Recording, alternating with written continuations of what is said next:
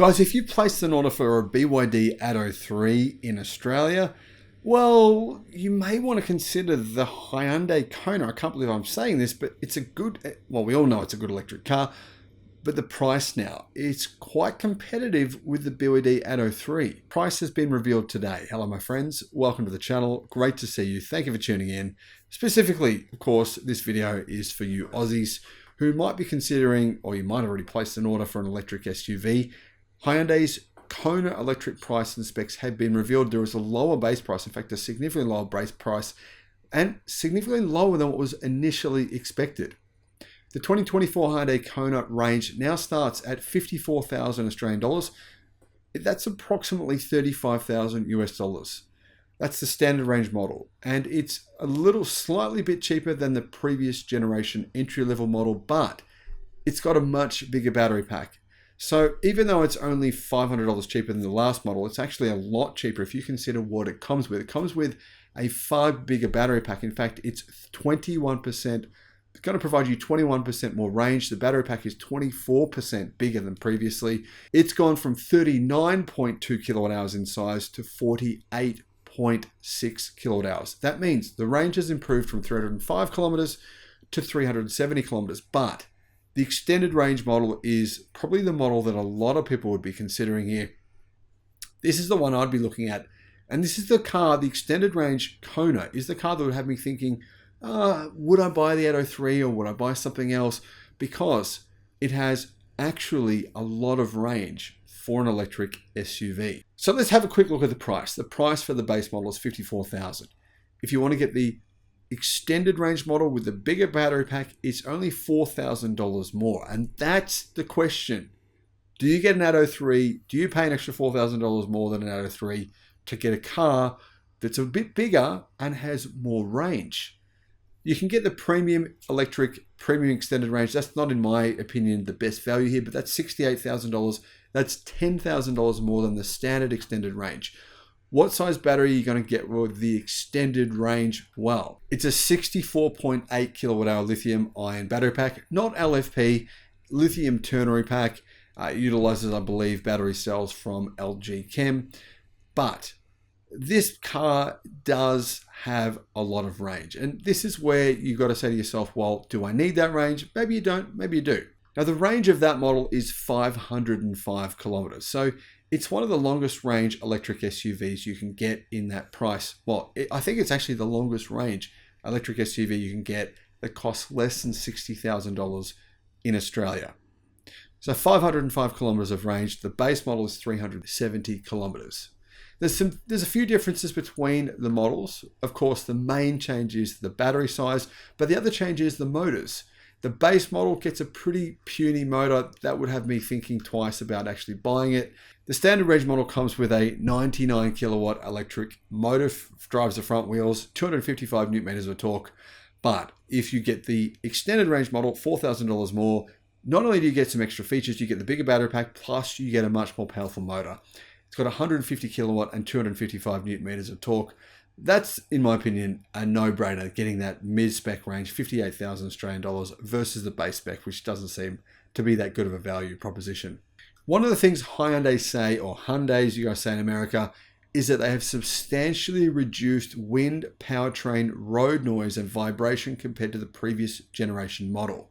They have new sound-absorbing pads under the carpet and in the luggage area to minimize road noise intrusion. I think that's a really good idea.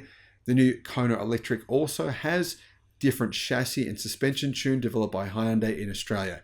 It rides on McPherson struts front and a multi-link rear suspension. Now, the new Kona is quite a bit bigger than the previous model. It's about 15% bigger than the old Kona Electric. So I think the old Kona Electric was just too small for most people. This model, though, is quite a bit bigger, which is kind of nice. Now, a lot of people believe that when I tell them that if you put bigger wheels on your EV, you'll get less range. They believe that isn't true. Actually, it is. In fact, today, I checked 80 different models of EVs around the world, 80 different models. Every single one of them has an option of getting bigger wheels. And every single one of them says, if you put bigger wheels, your range is decreased significantly. In fact, Hyundai say your range decreases even more significantly than what most manufacturers say. In fact, all manufacturers say your range will decrease with bigger wheels. But Hyundai say significantly. In fact, they say if you get the premium version of this car, the extended range, your range will go down by a huge amount. It goes down from 505 kilometers with the standard 17-inch wheels to only 444 kilometers with the 19-inch wheels. In other words, your range is going to go down by 61 kilometers if you buy the premium version with the bigger wheels. You can see that's another reason that you might think twice about that option. Charging. AC charging is 10.4 kilowatt, which is pretty good, up from 7.2 kilowatt in the old model. Now, what else is good about this car? Well, it has fast charging. Fast charging is too slow. I think it's a big Achilles heel of this vehicle.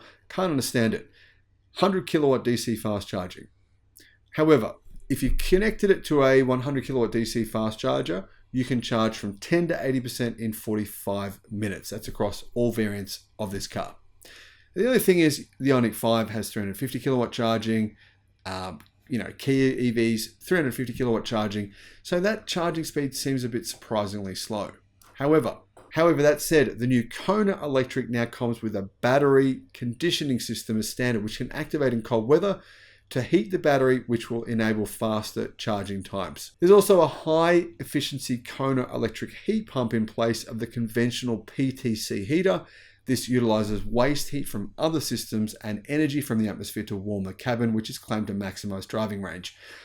A lot of people say, I see comments sometimes on the channel here, oh, every EV has a heat pump now. What are you talking about? Well, no, actually completely wrong. The old version of this vehicle, which is still on sale now, doesn't have a heat pump, but these new models, they all come with a heat pump. All Kona electric models have an interior vehicle to load. This is a cool feature. Vehicle to load port with a maximum output of 250 volts or 3 kilowatt, but you can still charge things. I mean, you can technically charge another car. You can also charge your laptop or whatever. You can go camping and use it for those kinds of things. Now, how big is this vehicle? Well, it's not that long, but it is kind of, a bit taller than some other EVs in this segment. It's 4,350 millimeters long, but it's 1,825 millimeters wide and 1,585 millimeters tall. Wheelbase, 2,660 millimeters. In terms of interior space, similar size to an Atto 3, but I believe just a tiny bit bigger. Compared to the previous generation model, the Kona Electric has 77 millimeters more legroom, 17 millimeters more shoulder room, and 15 millimeters more headroom. Boot capacity has increased by 75 liters to 407 liters, expanding to 1,241 liters or plus 127 liters with the seats folded. So what this means is fold down your seats, you get 127 liters more space versus the previous Kona Electric. Now, the towing capacity of this vehicle, in my opinion, is a bit of a joke. That's the one part of this car I think's sort of ridiculous. The reason I say that is you can pay to get a tow ball, which is nice. There's a genuine accessory from Hyundai, but this car has a towing capacity of 750 kilos if it's braked. Now, most people don't have the ability to have a brake towing. So if you don't have brake towing, you can only tow 300 kilos, and most trailers weigh 300 kilos. So if you're moving house or something, you just want to move your fridge, you probably couldn't even move your fridge if you wanted to stay within their actual technical, legal towing capacity, because 300 kilograms is just absolutely nothing. I don't understand the point of even having a towing weight listed. If it's 300 kilos, that's the weight of 3 people. I mean, anyway, that said, guys, the prices for this EV are significantly better than the previous model in terms of the value you're getting. I think good job from Hyundai in general. What about servicing, warranty, etc.? 5 years, unlimited kilometer warranty. You're getting 160,000 kilometer warranty on the battery pack. That's the same pretty much for most electric cars in the industry. But 5 years unlimited kilometer warranty is good. That's probably one benefit here that you see with this electric car versus BYD's warranty, which it's a bit controversial because it's got quite a few things in it that are not covered beyond 12 months. Anyway, servicing. Every 24 months it's required, or 30,000 kilometers, whichever comes first. So that servicing interval, I don't agree with mandatory servicing. I think everyone should do what Tesla does, not have mandatory servicing. But considering it's 30,000 kilometers or 24 months between servicing. That's really, really infrequent. So you're going to save some money there. But the first 3 services do cost quite a bit of money, $520 per service. Guys, what are your thoughts on this electric car? Would you consider buying one of these now that it's got a bigger battery pack and the price it's fairly competitive with Chinese-made EVs? What do you reckon? Thanks for watching. Bye-bye.